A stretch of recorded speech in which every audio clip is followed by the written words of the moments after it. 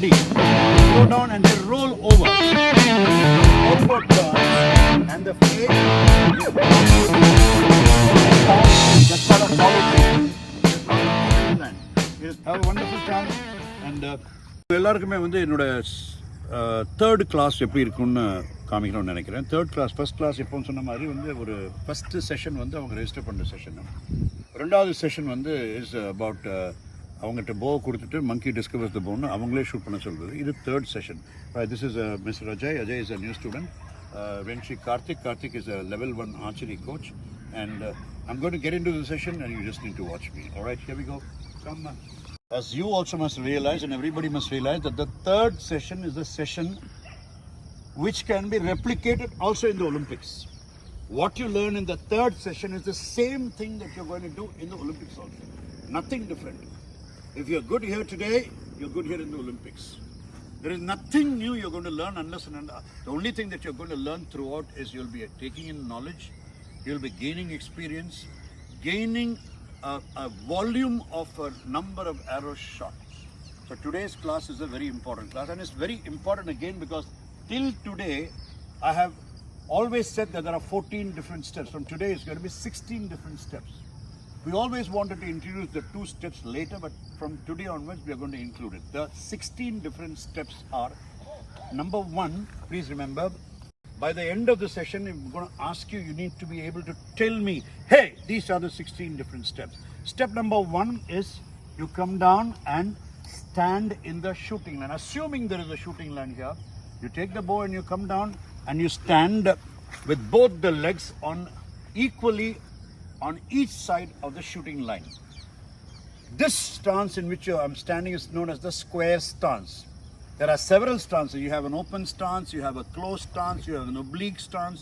But I would always say that the ideal stance is a square stance. In a square stance, your toes are in a line, your heels are in a line, and you are standing with slightly the thighs slightly turned inwards for stability. As a martial artist, as a karateka, we have how many different stances that we teach? 72 different stances. We have the Hesudachi, Musibudachi, Heikudachi, Kage Eshidachi, we have Kogosudachi, we have Kutsudachi, we have Renoji Dachi. There are so many stances that we teach. But in archery, trust me, the best stance is the square stance. Don't ever change the stance unless and until. If anybody changes a stance, you need to change a stance only if there is a particular requirement. Without the requirement, for some the chest will be big, the string will hit. So you may have to open up a little so that it doesn't hit. Otherwise, do not change your stance. So this is the இருக்கிறீர்கள். முதல் படி உங்களுடைய விலாசம். ஆங்கிலத்தில் address என்று சொல்லுவோம், தமிழில் விலாசம் என்று சொல்லுவோம். So from wherever you are, when we say address, you come down and stand in this place. This is step number 1. When you are standing in address, you should also remember that you are going to hold your bow, you're going to grip the bow, and the string is going to slightly touch your hands. The lower limb will be touching here if the bow is a short bow. If the bow is a long bow, the bow can be rested on your instep. This is how you are going to be standing. The body should be relaxed, the shoulder needs to be relaxed. You are not looking at the target, you are completely at 90 degrees with the target.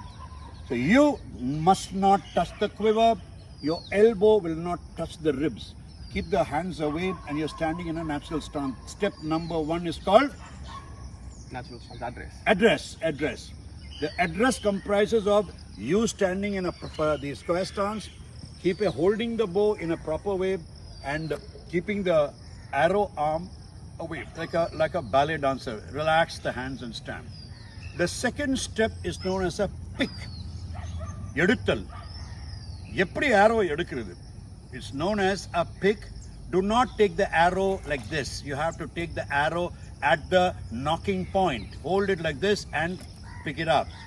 And when you pick it up, make sure that the point, this is the head, it is facing the arrow rest this way.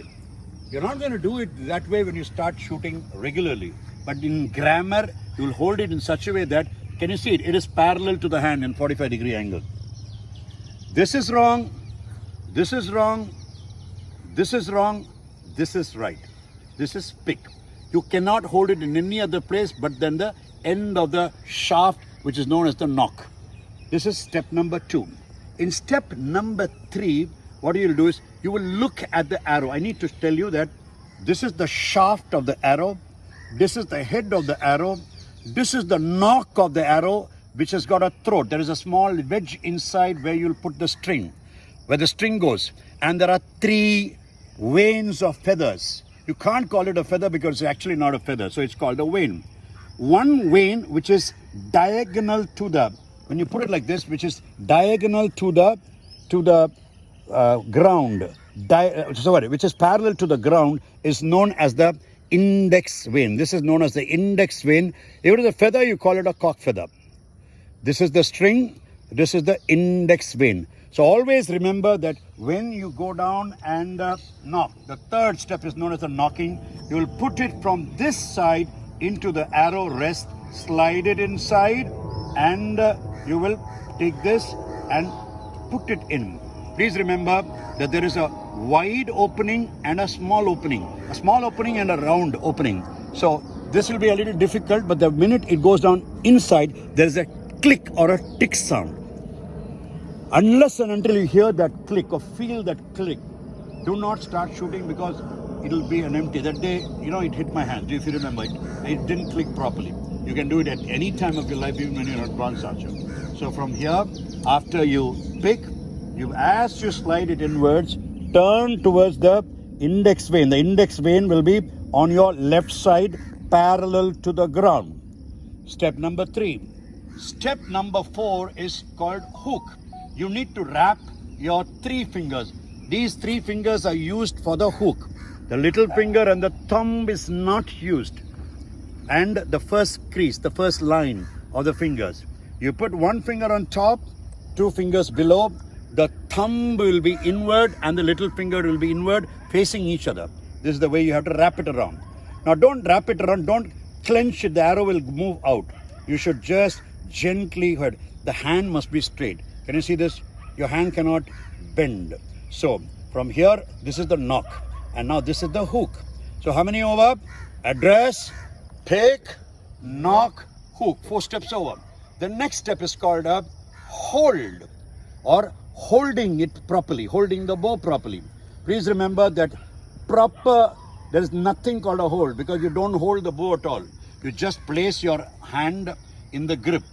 If you hold the bow, the torque of the bow, when you hit, there's a lot of energy, will affect your hands, and the bow will turn. So to see to it that the bow doesn't turn to the right or the left, it's called a torque. You just hold it like this. Can you see this? The fingertips, 4 fingers are together. The first two fingers must be on the riser. Other 2 fingers outside. It should be at 45 degree. Have you been holding like this? The minute I say hold, watch. The elbow turns and the fingers are 45 degree in angle. The thumb is facing the ground. Can you see the thumb tip is bent and facing the ground? But in a trainer bow, you can't do that, because if you shoot, the bow will run out. You need to have a sling. So we would advise you to have the first 2 fingers touching the bow. Can you see this? Touching the bow. Now, please remember that if I put my left hand, put your left hand on your side and raise the hand like this. If you raise the hand, can you see the structure of the elbow? It is like this. But many people, when you draw the bow, the hand turns. Turning is wrong. Your hand must be like this. So in the next step, which is called hold, you're gripping like this, you have done the hook. Watch, your elbow will turn and the grip will change like that, 45 degree in angle. All right, this is hold. The next is called preset. In preset, there are 2 steps. One is called physical preset, and then it is called mental preset. So we just call it preset, and then it's called mindset. In preset, what do? You from down, you raise your head and look towards the target. Relax your shoulders and fix your head. After this, there is no more movement of the head forward or backward. No more will you slide it. The entire upper torso needs to be fixed. That is known as preset, or it should be set. Now, the next step is mindset. You need to put your mind straight into the target and say, hey, my target, my arrow is going to go straight to that is mindset. And now the next step is raise. What do? Raise the entire bow parallel to the ground. The head, the pivot point, the knocking point, and the elbow will make a straight line. Can you see this? I can't have it like this. I can't have the bow like this. I can't have the elbow like this. I can't have the elbow up. It should be in a straight line. When you raise, you need to raise in a straight line. Many people, you see, they raise it up like that, which is wrong. You cannot raise the bow like that. You will be ending up as a foul. Why? Because an accidental release, the arrow will soar past and hit somebody. Even in an accident, your arrow should only hit the target board, all right, the buttress. So hand is up like this. Now the next step. See again, let me tell you. One is address. Yes. Number 2 is pick. Number 3 is knock. Number 4 is hook. Number 5 is hold. Number 6 is preset. Number 6 is mindset. Then it is raise. Now draw will be in 2 parts. Please see that. Can you take your hand up? Imagine like this and just turn your shoulder like this. See, like this towards the target. Imagine the target. It is not in straight line. It is bent like this. Now the hand, because now when you're raising, see, the body will be slightly bent. Now just move the hand alone. Just the hand alone. This is called pre-draw. Now move the entire shoulder girdle, the entire shoulder, the trapezius. So entire block will move. So in pre-draw, watch my hands. Please watch my hands. In pre-draw, this moves. In draw, the whole body moves. Do you get it? So it is pre-draw and draw. Now the whole, the chest muscles, the trapezius, the shoulder, everything moves. Pre-draw and draw. You divide the effort between your hand muscles and your back muscles. All right? The key to success in archery lies in drawing with your back muscles rather than the hand. You never draw with your hand. You have to draw with your back muscles. Now the next step is called, see, you have pre-draw and then draw. The next step is called anchor. Like a ship in stormy, choppy waters needs an anchor. Similarly, when you draw, it's like a storm because it's so tough. This is easy, but when you go for a different bow, today you're going to use a Indian bow. So when you draw, it is a storm here. This is pulling this side. You're trying to pull this side. It's almost like a storm. The boat wants to go in one side, but it is being pulled by the waves in a different side. You need an anchor. So what do? You need to take your hands and anchor it to your jaw. Please remember, taking it and anchoring it into the eye level is wrong. Above, near the lip level is wrong. In Kudo, you come to the lip level. But in archery, in Western archery, it goes down below your chin. Your fingers will be below. You need to lock it up. Remember, there's a curve in the hand. This curve needs to be locked. Watch carefully. Now you're going to do the pre-draw and draw. What are the mistakes that you may do in a pre-draw, in a draw? In a pre-draw, don't use your shoulder. That mistake. Number 2, in your draw, if you're not able to pull, don't clench your hand like that. The arrow will jump out of the arrow rest. Similarly, when you draw, you're not able to curve that. Don't bring your face forward. Don't draw here and bring your eyes here. You should come in a straight line. It's called the draw force line. You need to, there's a straight line from the target to your pivot point, to your elbow, to your chin. It goes down to till your draw elbow. Am I making myself clear? So no more moving of the head, no more clenching of the fist. The arrow goes down. So watch me carefully. From here, pre-draw, draw, anchor. In anchor, the string needs to touch the nose tip.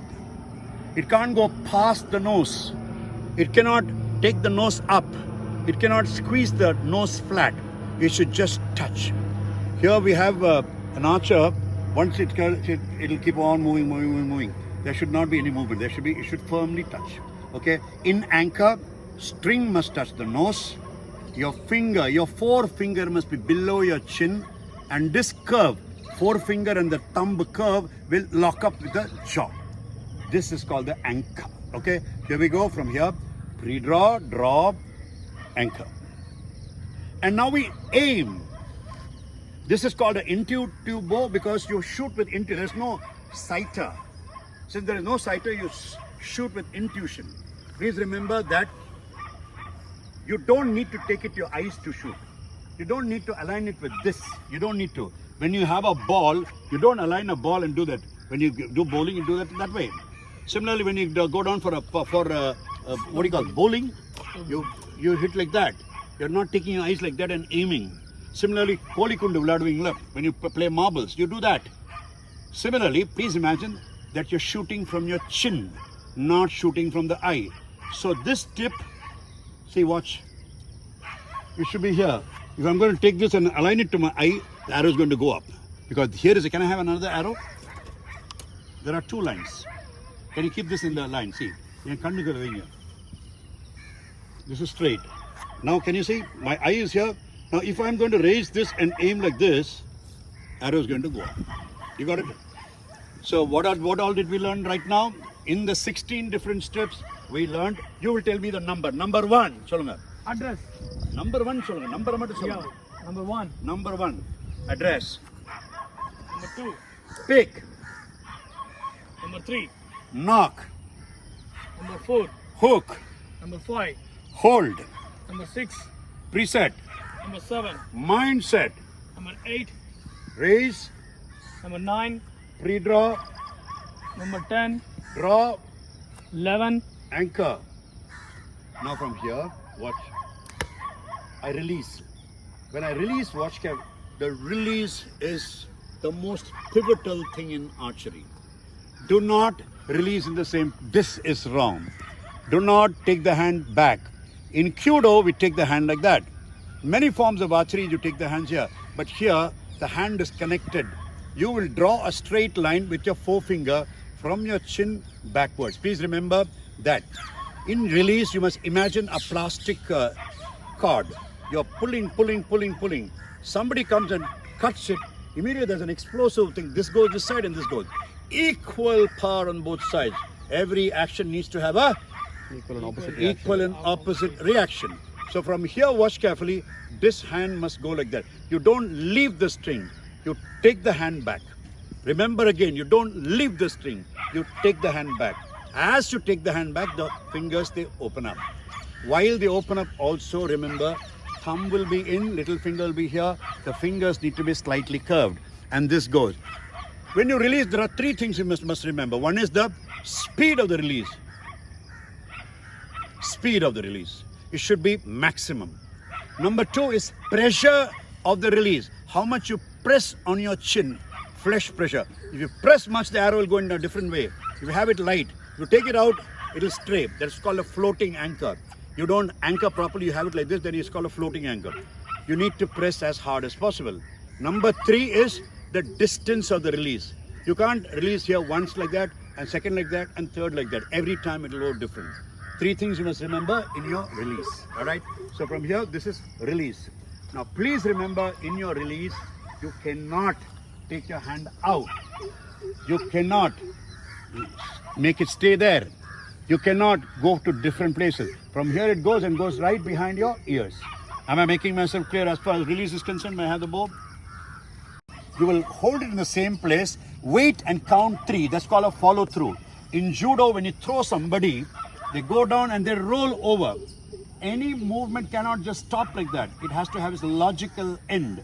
So what do everybody do? They immediately leave the bow, and many of those recurve archers, they drop the bow like that. They drop the bow so that the entire force is completed. It's called a follow through. This is known as a follow through. When the follow through, after you release, you count in your mind 1, 2, 3. Then bring your bow down to its original place, either in your instep or here. Compound shooters have it here. Now normally these recurve archers, they hold it here.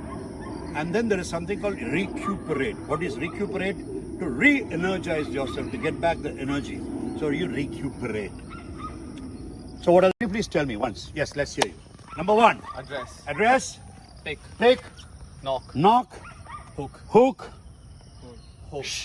Have a wonderful time, and thank you very much, guys. This was my 3rd class. Either Mona or the Wahup. Till I catch you again in another episode. This is Shihan Hussaini with the Who Tube channel and the Who Vlogs. Every single day, I'll catch you every morning at 8 o'clock, and we will teach you archery, karate, maybe music, sculpture, painting, sketching, portraiture. Have fun. God bless you all. Short distance.